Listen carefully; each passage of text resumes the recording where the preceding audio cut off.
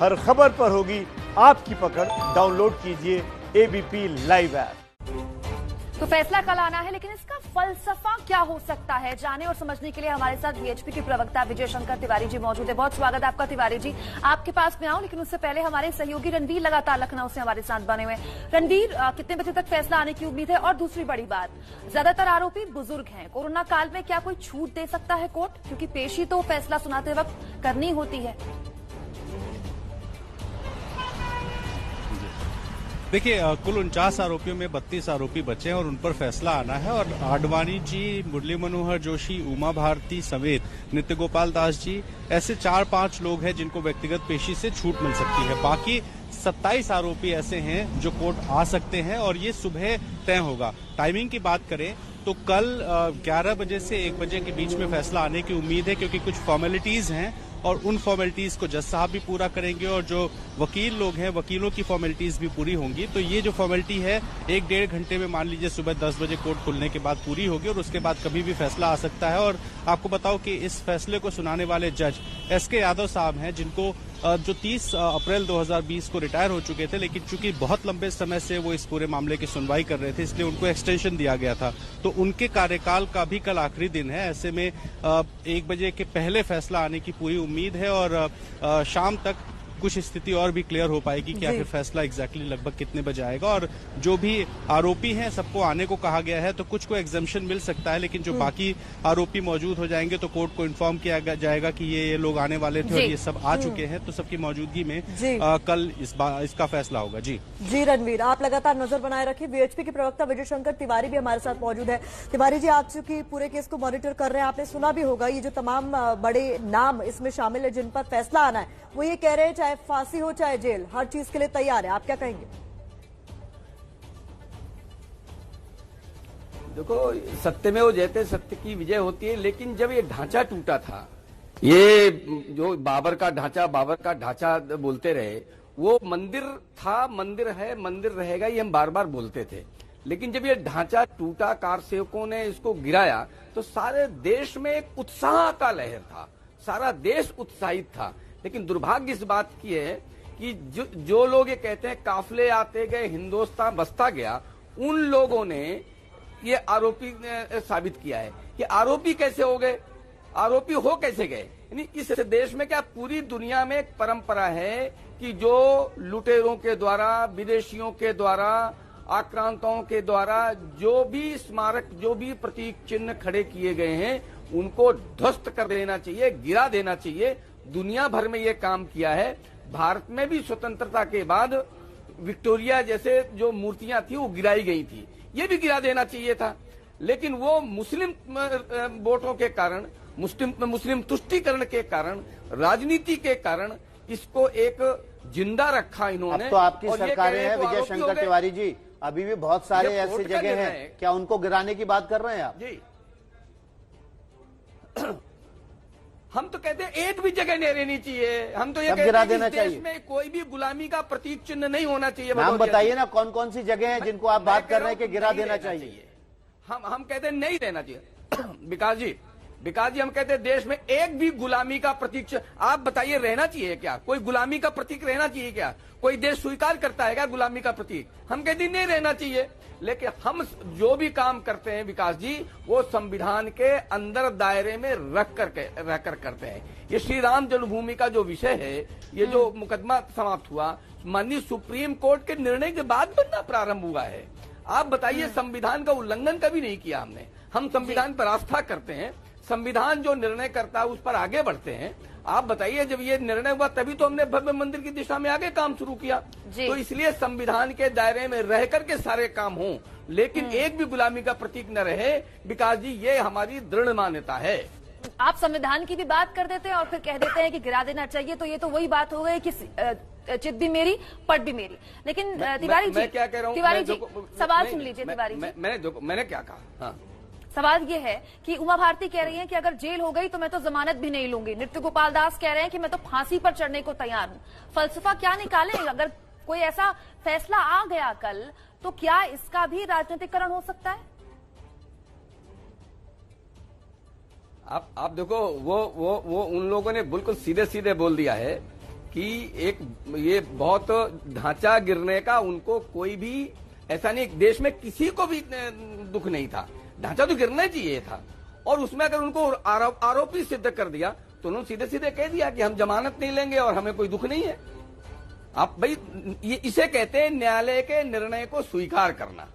न्यायालय के निर्णय के विपरीत जाना, हम ये कर देंगे, न्यायालय ये नहीं करेगा, तो उनका कि अगर न्यायालय निर्णय देगा हमें अंदर करेगा तो हम उसको फांसी तक चूमने के तैयार है। ये तो गर्व की बात है। विजय शंकर तिवारी जी, जिस तरीके से उन्होंने कहा कि जेल हो या फांसी सब चीजों के लिए तैयार है, हर चीज के लिए तैयार है, तो आप कह रहे हैं कि ये तो सम्मान कर रहे हैं फैसले का, लेकिन इसको तो आप लोग आगे भुनाने की कोशिश करेंगे ना, इमोशनल सपोर्ट गैदर करने की कोशिश करेंगे? देखो अभी से आपने खाका खींचना शुरू कर दिया कि हम भुनाने की कोशिश करेंगे। ये तो हम कहते गर्व की बात है। ये ढांचा टूटा वो गर्व की बात है। और उसके आरोप में यानी उनको जिनको आरोपी नहीं बनाना चाहिए था, जिन्होंने देश में अलख जगाई कि देखो ये जो ढांचा है ये देश का कलंक है, ये कलंक है, उनको आपने आरोपी बना दिया। कलंक ढह गया, उसका आरोपी बना दिया। अब वो कह रहे हैं कि ठीक है आप जहां डालना है डालिए, जो निर्णय होने दीजिए, हम स्वीकार कर रहे हैं। तो ये बड़ी बात है ना जी। अब देश में देखो दो प्रकार की दिशाएं चल रही हैं। एक ये कहते हैं कि जो निर्णय अगर मेरे पक्ष में आएगा तो हम मानेंगे, नहीं होगा तो हम विद्रोह करेंगे। ये कह रहे हैं कि अगर हमारे विपक्ष में निर्णय है तो हम अंदर जाने के लिए तैयार हैं। ये तो देश के संविधान को सम्मान करने वाली बात है। विजय शंकर जी, आप बिल्कुल सही कह रहे हैं, संविधान को सम्मान करने वाली बात है। आप बने रहिए हमारे साथ। अयोध्या में राम जन्मभूमि मंदिर निर्माण शुरू होते ही अब मथुरा में मस्जिद हटाने की मांग उठने लगी है। मथुरा की सिविल कोर्ट में भगवान श्री कृष्ण विराजमान के नाम से याचिका दाखिल की गई है। इस पर कोर्ट 30 सितंबर को फैसला लेगा कि याचिका पर सुनवाई होगी या नहीं।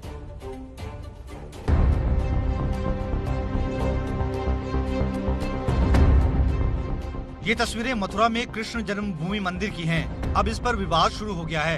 काशी मथुरा को मुक्त कराने के लिए साधु संतों की सबसे बड़ी संस्था अखिल भारतीय अखाड़ा परिषद ने वृंदावन में एक बड़ी बैठक बुलाई है। 15 अक्टूबर को उसी विषय को लेकर के वृंदावन में एक बैठक बुलाई गई है, जिसमें वृंदावन के साधु संत भी होंगे और जिन्होंने न्यायालय में अभी याचिका दाखिल की है उनको बुलाएंगे। बैठ के कानूनी सलाह लेकर के जैसा भी होगा उसके लिए हम लोग आगे जाएंगे। काशी विश्वनाथ के लिए भी है और मथुरा के लिए भी। वहीं मथुरा में शुक्रवार को कृष्ण जन्मभूमि को लेकर सिविल कोर्ट में एक याचिका दायर की गई, जिस पर सुनवाई को लेकर कोर्ट 30 सितंबर को फैसला सुनाएगा। ये याचिका भगवान श्री कृष्ण विराजमान और स्थान श्री कृष्ण जन्मभूमि के नाम से दाखिल की गई है। इस याचिका में 1968 में श्री कृष्ण जन्म स्थान सेवा संस्थान और मुस्लिम पक्ष के बीच हुए समझौते को खारिज करने और जन्मभूमि पर बनी शाही मस्जिद को हटाने की मांग की गई है। याचिका में कहा गया है कि मथुरा के कटरा केशव राय की 13.37 एकड़ जमीन में से 2 बीघा जमीन पर शाही ईदगाह मस्जिद ट्रस्ट गैर कानूनी तरीके से काबिज है।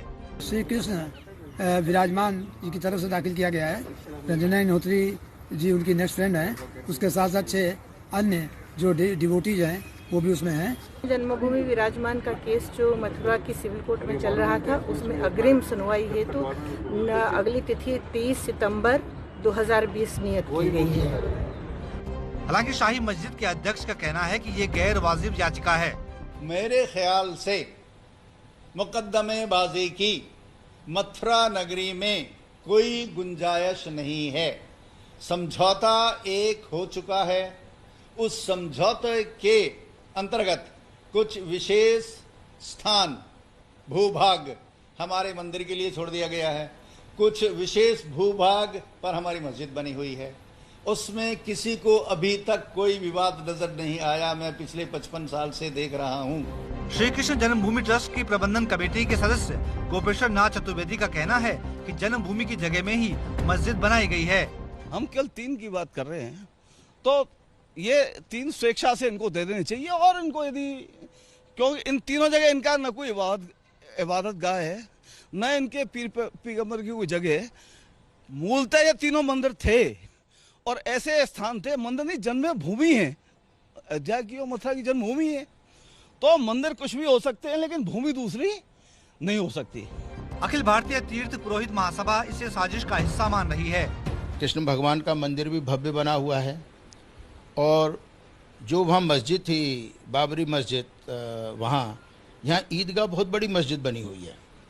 और 1968 में मुस्लिम पक्ष और श्री कृष्ण सेवा संस्थान में एक एग्रीमेंट हुआ, उसमें कहीं रास्ता भी बीच में अटक रहा था आने जाने का, तो उन्होंने उन लोगों ने छोड़ा और वो एक एग्रीमेंट में पहुँचे कि भाई आप इधर से नमाज पढ़ें और यहाँ से कृष्ण भगवान की पूजा होती है, भक्त आते हैं।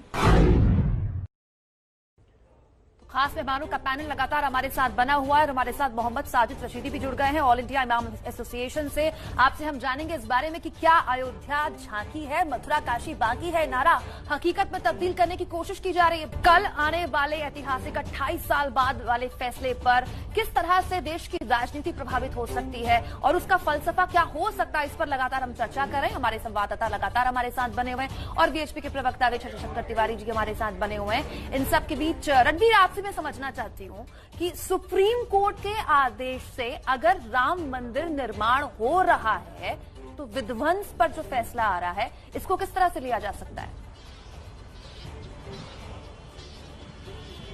रणबीर, मैं आऊंगी आपके पास। इन सब के बीच हमारे साथ मोहम्मद शाहिद जी जुड़ गए हैं। मोहम्मद शाहिद जी, देर हो गई आपको जुड़ने में, बहुत स्वागत आपका। जो सवाल मैं रणबीर से लेना चाह रही थी वो आपसे ले लेती हूं।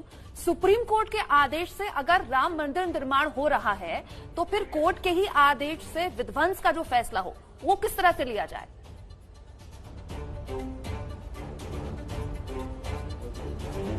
आप मुझसे पूछ रही हैं? जी, आप ही से है।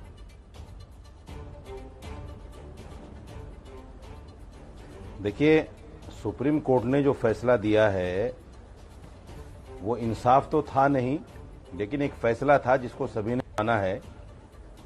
अब सवाल ये रह जाता है कि जब आपने सारी जगह राम मंदिर को दे दी और ये मामला खत्म हो गया, तो अब आप विध्वंस के लिए किसको जिम्मेदार ठहराएं, क्यों ठहराएं, क्यों उनको सजा दी जाए? जब आप उसको वो जगह सारी की सारी रामलला को दे देते हैं तो फिर उसके खिलाफ कोई केस चलने का उचित नहीं रह जाता ना। तो ये जो कुछ भी सब ड्रामा चल रहा है ये मैं समझता हूं संविधान नहीं है, ये इंसाफ नहीं है। ये तो एक पंचायती फैसला हुआ था। पंचायती फैसले के बाद जिन लोगों ने बाबरी मस्जिद को तोड़ा है, 17 लोगों ने, जिन्होंने साजिश रची है उसके खिलाफ, अगर आप उनको सजा देना चाहते हैं तो क्यों? या तो आप बाबरी मस्जिद को मानिए। जब आप बाबरी मस्जिद को नहीं मानते, जगह सारी राम मंदिर को दे देते हैं, तो फिर उनकी सजा का क्या माना रह जाता है? रशीदी साहब, आप ये कह रहे हैं कि कोर्ट का जो फैसला आया सुप्रीम कोर्ट का वो आपके हिसाब से ठीक नहीं था, तो अब जो फैसला आना है आरोपियों पर, आप कह रहे हैं वो अननेसेसरी है, चलना ही नहीं चाहिए वो मामला? चलना ही नहीं चाहिए? क्या माना रह जाता है उसका? आप बाबरी मस्जिद की जगह को नहीं मानते, बाबरी मस्जिद को नहीं मानते। जब नहीं मानते तो फिर उनके खिलाफ केस करने से क्या फायदा? और सजा मिल जाएगी तब भी आप यही बात कहेंगे? एक तरफ सुनिए, एक तरफ आपको याद होगा जब 1992 में बाबरी मस्जिद टूटी थी तो तत्कालीन मुख्यमंत्री ने हलफनामा दिया था कि मैं उसको बचाऊंगा, लेकिन वो नहीं बचा पाए, तो 1 दिन की सजा हुई थी उनको। आज भी अगर आप इनको सजा दे देते हैं तो उस सजा का फायदा क्या होगा? मुख्यमंत्री रहते वो मस्जिद को नहीं बचा पाए। जो लोग आज जिनको सजा देने जा रहे हैं आप, अगर सजा हो जाती है तो उसका फायदा क्या है, सिवाय इसके कि आप उनको दंड देना चाहते हैं, उनको कहीं ना कहीं डेमोलिश करना चाहते हैं, उनको कहीं ना कहीं खत्म करना चाहते हैं राजनीतिक तौर पर। तो ये सारी चीजें मैं समझता हूं बिल्कुल जमहूरियत, संविधान और इंसाफ के बिल्कुल खिलाफ है। या तो आप बाबरी मस्जिद को मानिए, बाबरी मस्जिद की जगह को वापस दीजिए और फिर इंसाफ कीजिए। विजय शंकर तिवारी हमारे साथ वीएचपी के प्रवक्ता बने हुए। ये तो इमाम साहब कह रहे हैं कि इस फैसले का कोई मतलब नहीं है विजय शंकर जी, जो हो गया उसके बाद अब इस फैसले का कोई मतलब नहीं रह जाएगा। अगर आप सजा दे भी देंगे तो कोई मतलब नहीं रह जाएगा, क्योंकि आप उस विवादित ढांचे को मस्जिद नहीं मानते। विकास जी, दरअसल क्या है कि जो लोग गुलामी के प्रतीकों की पूजा करते हैं, उनको उनका नमन करते हैं, भारत के संविधान का अपमान करते हैं, भारत के संविधान को मानते नहीं है, भारत के सुप्रीम कोर्ट के निर्णय को नहीं मानते हैं, तो उनसे और अपेक्षा क्या कर सकते हैं आप? आप ये बताइए कि कौन सा दुनिया में देश है जो गुलामी के प्रतीक अपने यहाँ उनकी पूजा करने के लिए रखता है। दुनिया में कोई देश नहीं है। इनको तो मेरी बात भारत समझ में नहीं आई। ना ये बात तो करेंगे संविधान फेवर में जा रही है, हिंदुस्तान की उसको बात उल्टा करेंगे, ले रहे जमीन हैं। की, लेकिन मानेंगे किसी की नहीं। मानेंगे केवल अपनी मानेंगे केवल अपनी सोच की, और किसी की नहीं मानेंगे। आप बताइए कहां गया इनके उल्लुप्त कि सुप्रीम कोर्ट जो भी निर्णय विजय करेगा, शंकर जी माफ कीजिएगा, मुझे आपको पीछे रोकना पड़ रहा है। आज ये बहुत शुक्रिया आप जुड़े हमारे साथ। रशीदी साहब आपका भी बहुत बहुत शुक्रिया, बीच में हमारे साथ बने हुए।